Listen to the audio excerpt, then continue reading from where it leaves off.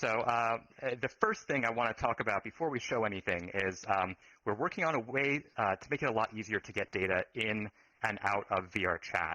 So we're looking at an OSC input and output layer to do things like we have working examples of head tracking and Blendshapes working from an iPhone camera. We've got a tablet app sending OSC to actually send Blendshapes over the Wi-Fi network.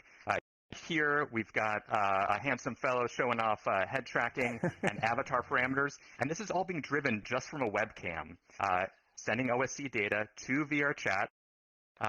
This is another simpler example. Little different though is that it's actually moving the in-game camera around, so you can see I'm looking around the world, I'm moving around the world, and again, that's just with an off-the-shelf webcam.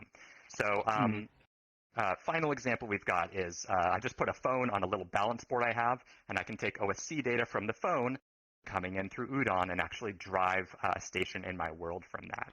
So we just wanted to share with you a little bit of our approach because we know there's all kinds of fun hardware and software for tracking faces and full bodies and objects and things, and we want to make this available to everybody. So the approach we're taking is if you can, write an application to send that OSC data in or take some OSC data out, you will be able to integrate whatever you want, whether it's a piece of hardware released by a big corporation or whether it's something pieced together by someone working in her basement.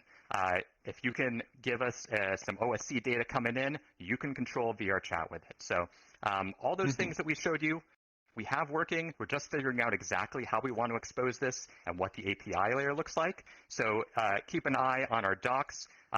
Coming soon, we'll have some things coming out for VRChat Dev Labs, a docs page where you'll be able to see what we're working on and the state of things. I will say, since we know not everything in the Dev Labs is going in, OSC input and output definitely is coming in. We just need to figure out exactly how it works before we can push it out there. Cool. So I do have two other little Dev Labs things I